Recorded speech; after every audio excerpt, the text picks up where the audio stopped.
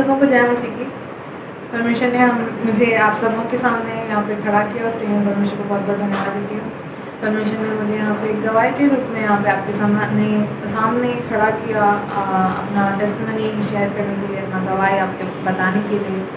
परमेश्वर ने जो बड़े कामों को मेरे द्वारा किया है, मेरे अंदर जो भी चेंजेस को लाए हैं वो शेयर करने के लिए मुझे परमेश्वर ने एक मौका को दिया, उसके लिए मैं परमेश्वर को बहुत बहुत धन्यवाद देती हूँ। मुझे परमेश्वर ने अभी तक ज़िंदा रखा, उसके लिए मैं परमेश्वर को मैं धन्यवाद देती हूँ। मैं अगर अभी ज़िंदा होके आप सबों के सामने अगर खड़ी हूँ और कुछ अगर मैं बोल रही हूँ तो वो सब परमेश्वर का बहुत बहुत बड़ा दया है। मैं शायद आज ज़िंदा नहीं रहती, शायद मैं जब पैदा हुई थी तभी शायद मैं मर सकती थी, या जब 4 साल बाद जब मेरा एक एक्सीडेंट हुआ था तब भी मैं मर सकती थी। और पिछले साल मेरा बहुत ही ज़्यादा मेरा बीमारी था, मैं उस टाइम भी मर सकती थी, लेकिन अभी तक परमेश्वर ने मुझे ज़िंदा रखा और आप सबों के सामने यहाँ पर खड़ा किया, और ये बोलने के लिए कि मैं ज़िंदा हूँ और मैं परमेश्वर के नाम की महिमा के खड़ा करने के लिए यहाँ पर खड़ी हूँ, वो बोलने के लिए मुझे यहाँ पर परमेश्वर ने खड़ा किया, उसके लिए मैं परमेश्वर को बहुत बहुत धन्यवाद देती हूँ। मैं आल्विटा डिवाइना मेरे मम्मी पापा के साथ झारखंड में रहती हूँ। मम्मी पापा मेरे मिशनरी है जो कि चेन्नई से यहाँ पे झारखंड में रामगढ़ पोचरा नाम का एक जगह पे यहाँ पे कलिशा करते हैं, परमेश्वर के नाम की महिमा करने के लिए लोगों को परमेश्वर के बारे में बताते हैं, और मैं उनके साथ बचपन से यहाँ पे रही हूँ। पिछले साल कुछ ऐसा हुआ कि 2019 से मेरे को बहुत ज़्यादा सिर दर्द करने लगा। 2000 दिसंबर से ये स्टार्ट हो गया था, नवंबर, दिसंबर और जनवरी, फरवरी मेरे को धीरे धीरे करके मेरा सिर दर्द बढ़ते चला गया। मैं धीरे धीरे करके मैं स्टार्टिंग में मैं बोल नहीं पाती थी कि मुझे दर्द कर रहा है, क्योंकि सिर दर्द तो कॉमन होता है ना, सबको ही बोलते हैं मतलब कि मेरे को सिर दर्द कर रहा है, और मुझे लगता था कि मैं बोलूँगी तो क्या हो जाएगा, कल तो ठीक हो ही जाएगा ना मेरा सिर दर्द, मैं क्यों बोलूँ। मैं ऐसा बोल के मैं छोड़ देती थी, मैं नहीं बोलती थी। नवंबर दिसंबर ऐसे ही बीत गया और मेरा सिर ठीक नहीं हुआ। जनवरी आया, मैं धीरे धीरे मम्मी पापा को बोलने लगी, मम्मी पापा मुझे बहुत ज़्यादा सिर दर्द कर रहा है, मुझसे नहीं सहा रहा। मैं जब बोल रही थी तो मम्मी पापा को लगा कि कुछ सिंपल प्रॉब्लम होगा, साइनस होगा, तो वो मेरे को कुछ दवाई देते रहे जो उनको पता था, जो वो यूज़ करते थे उनका सिर दर्द का जो दवाई रहता था, या फिर वो जो भी इस्तेमाल करते थे अपना सिर दर्द के लिए, कैसे सिर दर्द ठीक करते हैं, वो सब जब वो सोच रहे थे तो वो सब मुझे देने लगे कि हाँ ये यूज़ करो तुम्हारा सिर दर्द ठीक हो जाएगा, हाँ तुम स्टीम लो तुम्हारा सिर दर्द ठीक हो जाएगा। जो भी मिलते थे वो कुछ ना कुछ बोलते थे कि तुम वो हॉस्पिटल जाओ तुम्हारा सिर दर्द ठीक हो जाएगा, और ऐसा मेरे को बहुत मिलता था। मैं ऐसे ही बहुत ज़्यादा सिर दर्द में मैं बहुत ज़्यादा परेशान रहती थी। मैं जब मार्च आया, मार्च में मेरा 9th का फाइनल एग्ज़ाम स्टार्ट होना था। मार्च जब एग्ज़ाम स्टार्ट हो रहा था तब मैं बहुत ही ज़्यादा मैं सिर दर्द से परेशान रहती थी। मैं बहुत ही उदास रहती थी कि मुझे समझने वाला कोई नहीं है, ऐसा मैं सोचती थी। और मैं जब अकेली बैठी रहती थी तो मैं परमेश्वर से बड़बड़ाया करती थी कि हे परमेश्वर, मैं अपने सारे दुखों को, अपने सारे दर्द को मैं परमेश्वर के सामने खड़ा करके मैं बोलती थी कि हे पिता, मुझे आज तक मैंने भी ऐसा कभी फील नहीं किया कि मैं परमेश्वर के साथ बात कर पा रही हूँ, मैं परमेश्वर की आवाज़ सुन पा रही हूँ। मैं भी पहले ऐसा कभी नहीं सुन पाई, लेकिन 2019 में मैं बहुत ज़्यादा प्रार्थना करती थी, बहुत ज़्यादा नहीं कहेंगे लेकिन मैं प्रार्थना करती थी कि हे पिता, मेरे को ये प्रॉब्लम है, मैं ऐसे परेशानियों से मैं गुजर रही हूँ, मेरी सहायता कर, मुझे मदद कर, ऐसा करके मैं बोलती थी और मैं प्रार्थना करती थी। मार्च जब आया तो मेरा एक फाइनल एग्ज़ाम चल रहा था, उस टाइम मेरा एक एग्ज़ाम ख़त्म हुआ और मेरा बहुत ज़्यादा सिर दर्द करने लगा। उस टाइम बहुत छुट्टी चल रहा था, ऑलमोस्ट 6 डेज़ ऐसा कुछ था, और स्टडी हॉलीडेज़ था, पढ़ने के लिए मुझे छुट्टी मिला था, और कुछ शायद पूजा था इसलिए मेरे को छुट्टी मिला था। उस टाइम मेरा सिर दर्द के कारण, कुछ साइनस के कारण मेरा एक आँख बहुत ज़्यादा फूल गया था। बहुत ही बड़ा हो गया था, मैं देख नहीं पाती थी, मेरा फेस बहुत ही अजीब सा हो गया था। मेरा एक आँख में बहुत दर्द रहता था, मेरा सिर बहुत दर्द करता था, सब बहुत ही मेरे को डरा रहा था अंदर से, मेरे परिवार को, मेरे मम्मी-पापा को, सब डरे हुए थे कि अचानक क्या हो गया मुझे। मैं मेरे अंदर इतना सारा परेशानी कहाँ से आ रहा है, ऐसा करके सब प्रार्थना करने लगे मेरे लिए, सब सोचने लगे कि क्या हुआ। जब कुछ दिन बाद कुछ मेडिसिन चला और वो थोड़ा ठीक हुआ। जब लास्ट एग्ज़ाम बचा था, लास्ट 2 एग्ज़ाम्स, एक एग्ज़ाम मैं जब दे के आई, मैं घर पहुँची और मैं जैसे ही घर पहुँची, मैं गाड़ी से उतरी नहीं।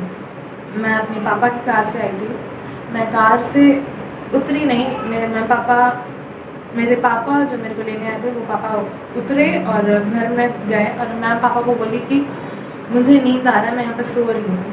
उस टाइम बहुत ही ज़्यादा गर्मी था, पापा ऐसे ही धूप में छोड़ के चले गए थे और पापा मेरे को बहुत बोले कि चलो अंदर जाके सो जाना, सबको ही बोले कि आ जाओ अंदर, लेकिन मेरे पास एक हल्का सा भी हिम्मत नहीं था कि मैं उठ के जाऊँ और अंदर जाके मैं लेट पाऊँ। मैं बहुत ज़्यादा वीक फील कर रही थी, मैं वहीं पे थोड़ी देर सो गई। मैं वहाँ पे सोई और मेरे को 1 घंटा के अंदर बहुत लोग आए उठाने कि बेटा उठ जाओ और जाके अंदर जाके सो। मैं नहीं उठी, मैं वहीं पे सो रही थी। थोड़ा देर बाद मैं इरिटेट हो गई गर्मी से, तो मैं खुद उठ के गई अंदर जाके सोने के लिए। मैं अंदर गई और सोई। मैं कुछ दवाई था जो मेरे पापा हॉस्पिटल से लाए थे, वो खाई और सो गई। मैं जब सोई तो मैं उठी नहीं का मतलब मेरे को उठाने आए, लेकिन मेरा नींद नहीं खुला, मतलब मेरा आँख नहीं खुला और मेरा एक तरफ फिट्स आने लगा, मतलब खिंचाने लगा मेरा शरीर। और जब मेरे पापा आए और सब देखा कि मेरे को इतना ज़्यादा परेशानी हो रहा है, तो मेरे को तुरंत आईसीयू में मेरे को लेके जाया गया। मेरे को बगल में हॉस्पिटल था, वहाँ पे तुरंत मेरे को लेके जाया गया और वहाँ पे तुरंत मेरे को आईसीयू में डाल दिया गया। लगभग 2 दिन तक मैं वहाँ पे थी आईसीयू में और 2 दिन का आईसीयू में ट्रीटमेंट चला। देन हम फिर से एक नॉर्मल वार्ड में 1 रात के लिए हम थे, सब कुछ नॉर्मल होने के लिए।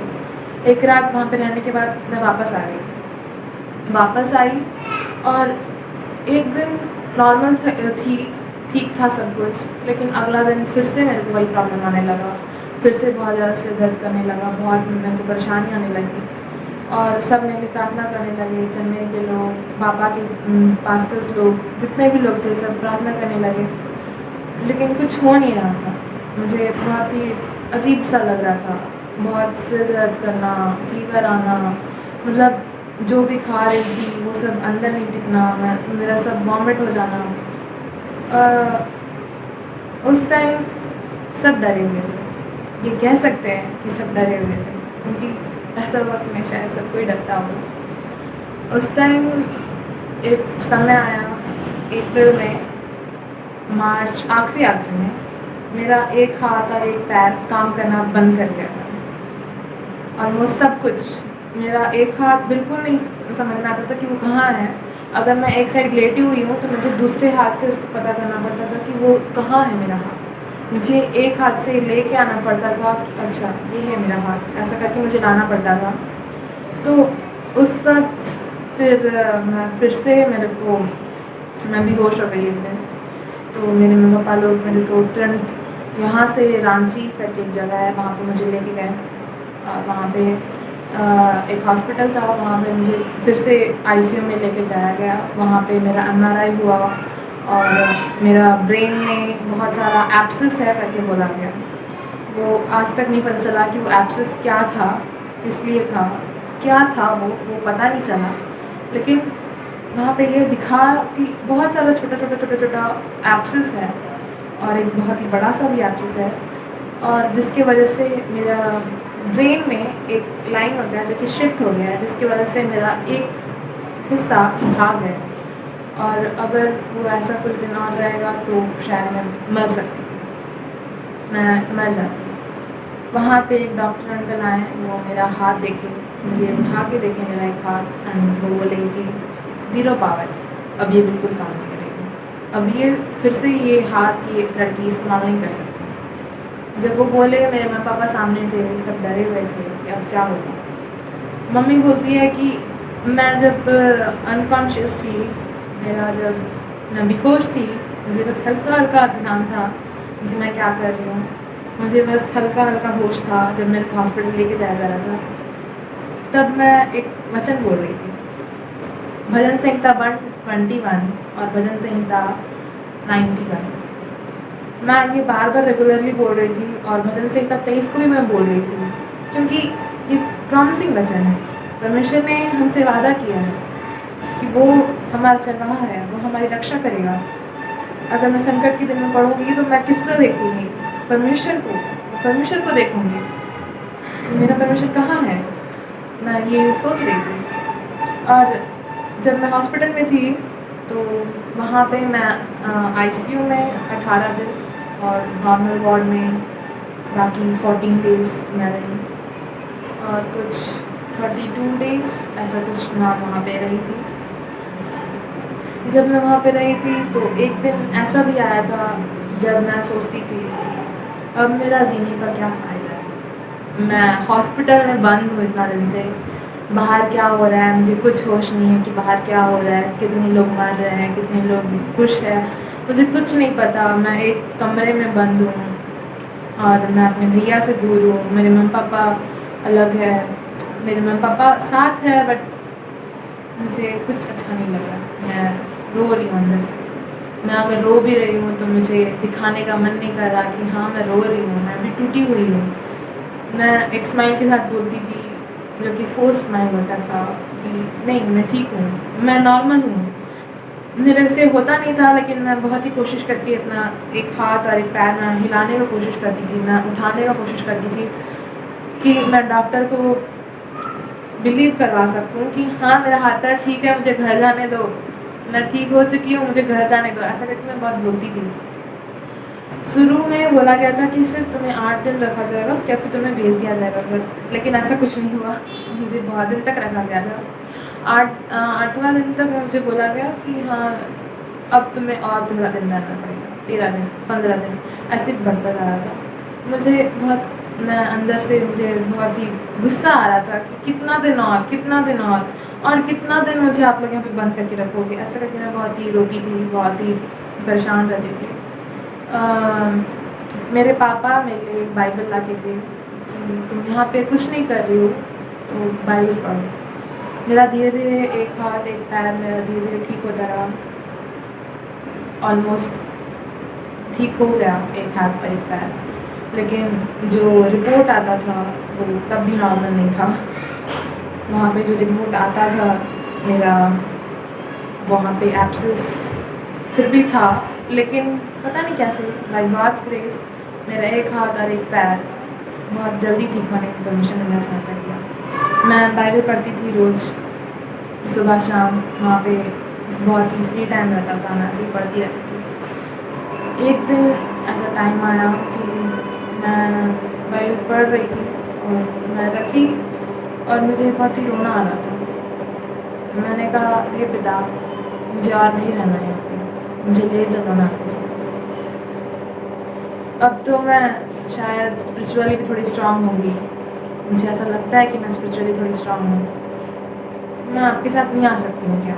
मैं ऐसा सब पूछती थी कि आपके राज्य के लायक मैं अभी तक तो हो चुकी होंगी, मुझे प्लीज़ आपके साथ आने दो, मुझे यहाँ पे नहीं रहना। मैं ऐसा कभी कभी सोचती थी, लेकिन ऐसा नहीं हुआ। एक दिन मैं उठी और मैं पानी पीने के लिए उठी। मुझे मम्मी बोलती थी कि दिन भर स्तुति हो बोलते रहो, आपकी स्तुति हो हे पिता, आपकी स्तुति हो, और ये बोलो कि हे यीशु, आपके कोड़े खाने से मैं चंगी हुई।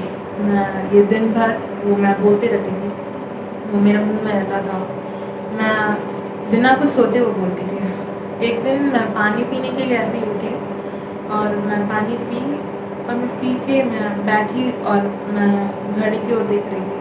मेरे पास कुछ काम नहीं रहता था, मैं सिर्फ घड़ी की ओर देखती रहती थी कि मुझे कब घर जाने को मिलेगा। मैं घड़ी की ओर देख रही थी और मैं प्रेयर कर रही थी, मैं वही रिपीट कर रही थी, स्तुति हो स्तुति हो स्तुति हो स्तुति हो।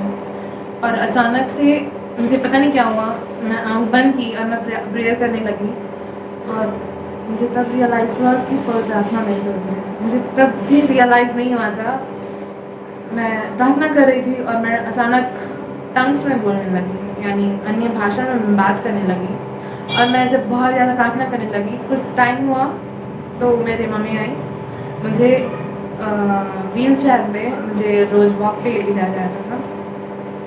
जब आई तो मैं मम्मी को बोली कि माँ, मुझे आज शायद पवित्र आत्मा मिला है। मैं तब भी यकीन नहीं कर पाई कि मुझे अब भी कैसे मुझे पवित्र आत्मा मिल सकता है।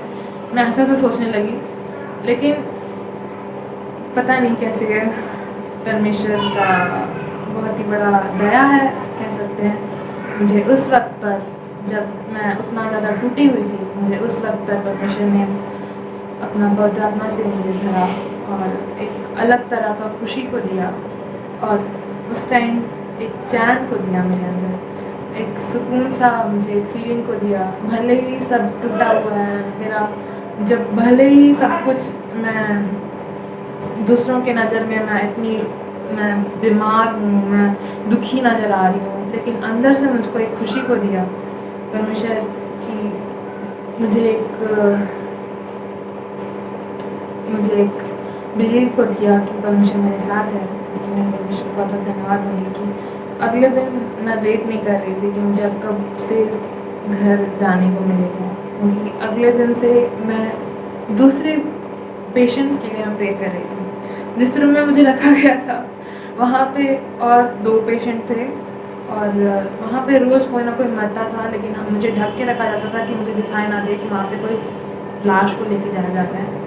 तो मैं अंदर बैठ के मैं प्रेयर करती थी कि हे पिता, वो आंटी जो मेरे बगल में है वो ऐसे ही ना मर जाने पर, उनको तू जिलाना। उनका जो भी परेशानी है शायद वो मेरे से ही बड़ा है, प्लीज़ उनको तू बचाना।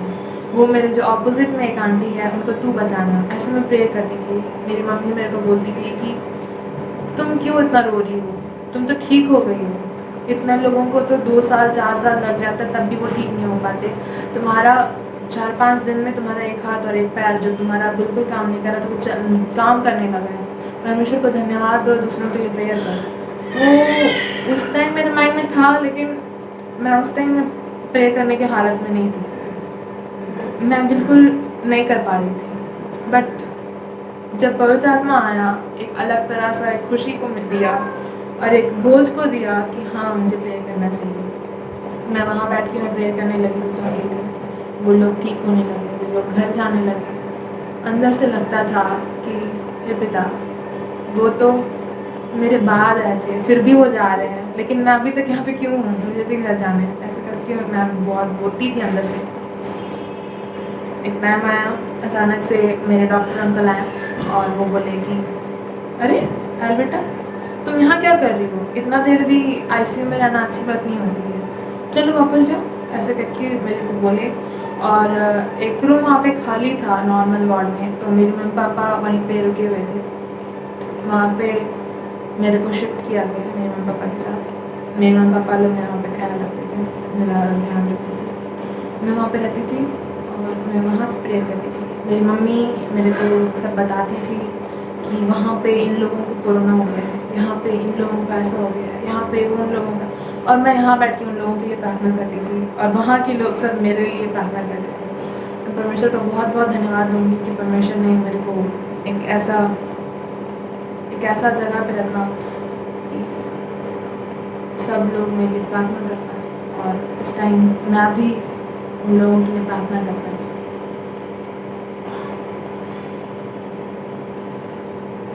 कुछ दिन बाद मेरे को घर जाने का परमिशन मिला और वहाँ पे जो मेन डॉक्टर थे उन्होंने एक सजेशन दिया कि आपको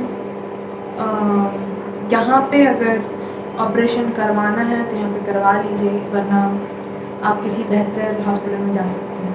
मेरा वहाँ पे सजेशन इसलिए ऐसा दिया गया क्योंकि मेरा वहाँ पे डिसाइडेड था, सब कोई सारे डॉक्टर्स लोग ये बोल चुके थे कि मेरा ओपन सर्जरी करना पड़ेगा।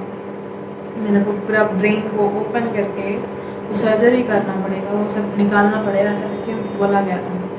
लेकिन मैं प्रेयर कर रही थी कि ऐसा ना हो, सबका वही प्रेयर था कि ऐसा ना हो, और परमेश्वर की दया से ऐसा नहीं हुआ। मैं यहाँ से गई वहाँ पे, यहाँ पे जैसा कि आप जानते हैं मार्च में लॉकडाउन स्टार्ट हो गया था, मार्च 23 के आसपास। लेकिन हम लोग को उस टाइम हम लोग को ट्रेन वो सब हम लोग का सुविधा नहीं था, ट्रेन और फ्लाइट का। तो हम लोग बोलेरो में वहाँ यहाँ से चेन्नई के लिए हम लोग बोलेरो से यहाँ से निकले। 2 दिन का टाइम लगा हम वहाँ पे पहुँचने के लिए। रास्ता में कोई परेशानी नहीं आने दिया, मेरे को अच्छे से संभाला। यहाँ तक कि डॉक्टर्स लोग कुछ बोल रहे थे कि वहाँ यहाँ से वहाँ जाने तक में उतना उछलना होगा, उतना गाड़ी जग करेगा, उतना परेशानी होगा, कैसे लेके जाएंगे। एक पेशेंट है, वो उसका सिर दर्द करेगा, वो वहाँ पे अगर बेहोश हो गई तो वहाँ पे उसको अगर कुछ इमरजेंसी पड़ गया तो, उसका हार्ट बीट ज़्यादा फास्ट हो गया तो, या फिर उसका कुछ और प्रॉब्लम हो गया तो, ऐसा बहुत कुछ हम लोग बोलने लगे। लेकिन प्रभु की दया से कुछ नहीं हुआ, वहाँ पे हम लोग सेफली वहाँ पे पहुँच नहीं पाए। और वेलूर जब हम लोग पहुँचे तो मैं पैदल चल के गई, मैं पैदल चल के गई। और शायद उन लोगों को ऐसा खबर या इस हॉस्पिटल से पहले से मिल चुका था कि जो पेशेंट आ रही है वो बहुत ही सीवियर कंडीशन में है, उसका एक हाथ पैर काम नहीं कर रहा है और वो अनकॉन्शियस सिचुएशन में, ऐसा शायद बोला गया था। लेकिन मैं जब वहाँ पे पहुँची, मैं पैदल चल के गई और वहाँ पे एक डॉक्टर अंकल थे, वो देखे सब कुछ और वो मेरे को देख के बोलते हैं पेशेंट कौन है यहाँ पे। और मेरी मम्मी पापा तुरंत मेरे को पॉइंट किए कि यही है पेशेंट। तो वो पूछे आप पेशेंट तो नहीं लग रहे हो, आप पैदल चल के आए यहाँ पे। वहाँ पे हमने सीढ़ी चढ़ के जाना था और वहाँ पे हम लोग को बहुत ही अंदर जाना पड़ता है। तो हम लोग जब सीढ़ी चढ़ के गए वहाँ पे तो वो बोलते हैं कि आप यहाँ पे सीढ़ी चढ़ के आए, आप लोग को व्हील चेयर का ज़रूरत नहीं पड़ा। ऐसा बहुत क्वेश्चन पूछने लगे। तो हम लोग सब कुछ क्लियरली बोले कि नहीं, हमें व्हील चेयर का ज़रूरत नहीं पड़ा, हम लोग डायरेक्ट आ गए। जब हम लोग ऐसा बोले तो वो बोले कि तब तो हमको स्ट्रेचर का ज़रूरत नहीं पड़ेगा, आप ऐसे ही जाके ओपीडी में मिल सकते हैं, जो डॉक्टर है आप लोग बस उन लोग उनसे ही जाके बात कर सकते हैं और उनसे बस जो भी वो बोल रहे हैं उनके अनुसार चलने के लिए हमको बोला गया। हम लोग उनके के अनुसार किए, हम लोग ऐसा कर रहे थे। तो मैं प्रेयर कर रही थी अंदर से, मैं बहुत ज़्यादा स्ट्रांग हो चुकी थी कि नहीं, चाहे जो हो जाए मेरे को कुछ नहीं होगा। मेरे को परमेश्वर बचपन से अभी तक ज़िंदा रखा और मैंने तो अभी तो कुछ किया ही नहीं, अभी मैं मर जाऊंगी तो मेरा ज़िंदगी का फ़ायदा क्या है, मैं ऐसा सोच रही थी। तो नहीं, मैं नहीं मर सकती। मैं बहुत ही ज़्यादा सोच के रखी थी कि परमेश्वर मुझे ऐसे मरने नहीं देगा। मैं जब ऐसा सोच रही थी तो मैं मम्मी पापा को लोग को मैं दिलासा देती थी कि नहीं, मुझे कुछ नहीं होगा, आप लोग मत डरिए। लेकिन जब मैं हॉस्पिटल पहुंची, एक अलग तरह सा डर मुझे भर दिया था मेरे दिल को। वो बोलता था मेरा दिल कि क्या होगा अगर डॉक्टर बोलेंगे कि सर्जरी करना पड़ेगा। मैं ऐसा सोच रही थी। लेकिन वहाँ पे जैसे मैं पहुंची तो मैं प्रेयर कर रही थी बैठ के कि प्लीज़ पिता मेरे को बचा लेना, मेरे को सर्जरी करने का बिल्कुल मन नहीं है, प्लीज़ पिता मुझे बचा लेना। ऐसे करके मैं प्रेयर करने लगी। मैं जब आँख उठा के देखी तो वहाँ पे एक वचन लिखा हुआ था, जीसस इज विद यू, मत डरो मैं तुम्हारे साथ हूँ करके एक वचन में नाम लिखा। मैं तब थोड़ा सा और स्ट्रांग हो गई कि हाँ परमेश्वर मेरे साथ है तो मैं क्यों डर रही हूँ, बल्कि एक अलग तरह का बच्चा वाला खुशी आ गया मेरे अंदर। मैं फिर से मैं उठी और मैं गई और मैं डॉक्टर से मिली, सब कुछ अच्छा हुआ। हम लोग वापस आए और वहाँ पे हम लोग 1 महीना तक वहाँ पे हम लोग रहे थे वेलूर में एक छोटा सा घर था। हम लोग वहाँ पे स्टे करके हम लोग वहाँ से जाना आना करते थे हॉस्पिटल तक। बाद में हम लोग को जाके चेकअप करना पड़ता था हमारा सिचुएशन को, हमारा बार बार मेरे को मेरा CT स्कैन लेना पड़ता था। और डे बाय डे डॉक्टर्स लोग बोलते गए। यहाँ पे जैसा बोला गया था कि सर्जरी करना पड़ेगा, तो वहाँ के जो डॉक्टर थे वो बोले कि नहीं, सर्जरी करने का ज़रूरत नहीं है। अगर यहाँ पे इतना इम्प्रूवमेंट अगर पेशेंट पे दिख रहा है तो नहीं, अभी सर्जरी करने का ज़रूरत नहीं है। हम एक काम करते हैं कि हम मेडिसिन देना स्टार्ट करते हैं। तो मेरा मेडिसिन ऑलमोस्ट 1 वीक तक चला। उन लोग रैंडमली दिए थे क्योंकि किसी को पता नहीं था कि मेरा बीमारी क्या है, किसी को समझ नहीं आ रहा था कि मेरा असल बीमारी क्या है। तो वो रैंडमली मेरे को एक मेडिसिन मेरा स्टार्ट किए थे। टीबी का बीमारी मेरा चल रहा था और उसी से धीरे धीरे ठीक होने लगा। तो जब दिया गया वो कोर्स 1 वीक का था। डॉक्टर बोले कि 1 वीक तक अगर कुछ इम्प्रूवमेंट नहीं आया तो सर्जरी के बारे में सोचा जाएगा। ऐसा करके हम लोग को बोला गया और समझा गया। 1 वीक तक मैं वही मेडिसिन ले रही थी। 1 वीक के बाद जब मैं गई तो वहाँ पे थोड़ा मेरा एक्सेस कम हुआ। मेरा जो एक लाइन जो मेरा ब्रेन में शिफ्ट हो गया था, जिसकी वजह से मेरा एक बॉडी ढा गया था, एक साइड मेरा बॉडी, वो धीरे धीरे ठीक होने लगा। तो डॉक्टर जब देखे वो सब तो वो बोले कि नहीं, अब इसको ओपन सर्जरी का ज़रूरत बिल्कुल नहीं है, आप कंटिन्यू करेंगे ही मेडिसिन को। और 1 ईयर तक मैं वही मेडिसिन कंटिन्यू की और बाय गॉड्स ग्रेस सब कुछ ठीक रहा। मेरे को अभी तक मेरे को बिल्कुल भी सर्जरी का ज़रूरत नहीं पड़ा। सारा दर्द, सारा सब कुछ धीरे धीरे ठीक होता गया। इसके लिए मैं प्रेशर बहुत धन्यवाद देती हूँ। स्टार्टिंग में जब मेरे को ऐसा प्रॉब्लम आता था तो मैं कहीं भी बेहोश हो जाती थी। मेरा लाइफ में मैं बहुत खुश रहती थी ये सोच के कि मैं अपने लाइफ में बहुत खुश रहती थी ये सोच के कि मेरे जैसे लड़की लोग तो ऐसे ही गिर जाती हैं। तो मैं बहुत खुश रहती थी कि आज तक मैं बेहोश नहीं हुई। लेकिन वो ऐसा टाइम था कि मैं कहीं भी बेहोश हो जाती थी। अगर मुझे ब्रश करना भी पड़ता था तो मेरे पापा मुझे पीछे से ऐसे पकड़ते थे कि कहीं मैं गिर ना जाऊँ, क्योंकि मैं कभी भी गिर जाती थी। और मैं से ब्रश करते वक्त मैं कभी भी मैं ब्लैकआउट हो जाती थी और मुझे कुछ नहीं दिखता था। अचानक मैं बेहोश हो जाती थी और मैं गिरी पड़ी होती थी। परमेश्वर का बहुत ही बड़ा दया है कि मैं अभी तक जिंदा हूँ। परमेश्वर ने मेरे को तब भी अभी तक ज़िंदा रखा, उसके लिए मैं परमेश्वर को बहुत धन्यवाद दूँगी। उतना सारा परेशानियाँ आई और उतना मैं संघर्षों से गुजरी, इसके लिए मैं परमेश्वर का धन्यवाद देती हूँ।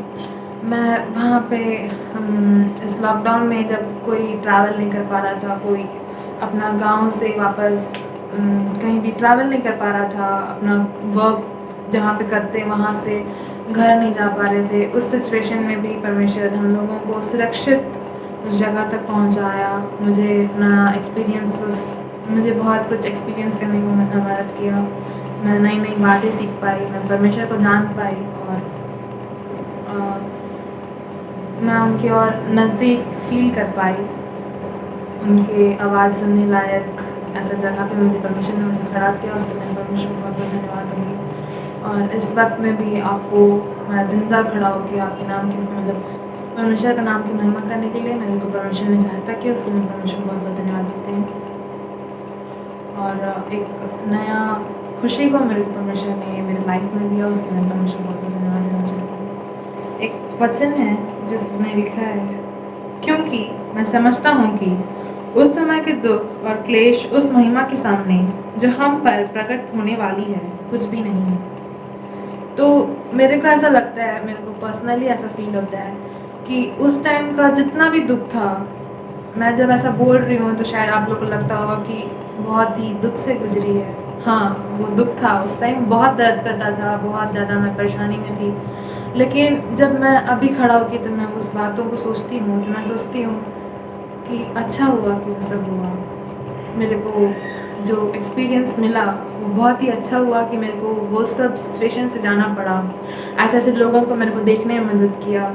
उस बीमारी से जितने लोग गुजरे हैं और जितने लोग उस बीमारी की वजह से मर चुके हैं, वो सब जब मैं देखी तो मुझे एक परमेश्वर का मेरे को बोझ मिला। उसके लिए परमेश्वर को बहुत बहुत धन्यवाद देती हूँ। मुझे इतना कुछ जानने का परमेश्वर ने सहायता मदद किया। और जो कुछ भी मेरे लाइफ में हुआ, मुझे ऐसा लगता है कि वो सब कुछ एक पर्पस के लिए हुआ था, एक मकसद के लिए हुआ था। और वो सोचती हूँ जब भी मैं तो मुझे बहुत ही खुशी होता है, क्योंकि मैं अभी जब खड़ी हूँ तो एक अलग सा मुस्कुराहट के साथ खड़ी हूँ, एक अलग सा खुशी के साथ खड़ी हूँ और मैं परमेश्वर को और एक अलग रूप से जानती हूँ, मैं एक अलग तरह से जानती हूँ और मैं बहुत ही खुश हूँ उन सारी चीज़ों से जो भी मेरे ज़िंदगी में हुआ और जो भी परमेश्वर ने मेरे लाइफ में आने को इजाज़त दी। अगर आपका लाइफ में अगर ऐसा कुछ परेशानी आती है तो ये मत सोचिए कि मैं तो रोज़ बाइबल पढ़ती हूँ ना, मैं तो रोज़ प्रार्थना करती हूँ ना, तो मेरे लाइफ में ऐसा क्यों प्रॉब्लम आ रहा है। नहीं, बिल्कुल ऐसा मत सोचिए, क्योंकि जो कुछ भी आपकी लाइफ में होता है वो अच्छे के लिए ही होता है और किसी ना किसी रूप से वो आपके लिए ही होता है। तो ऐसा बिल्कुल मत सोचिए कि मेरे लाइफ में ऐसा क्यों हो रहा है, क्योंकि जो कुछ भी होता है वो आपके लिए होता है, आपकी भलाई के लिए ही होता है। आप बस परमेश्वर को धन्यवाद कीजिए और आगे बढ़ते जाइए और परमेश्वर के अद्भुत कामों को देखिए। धन्यवाद।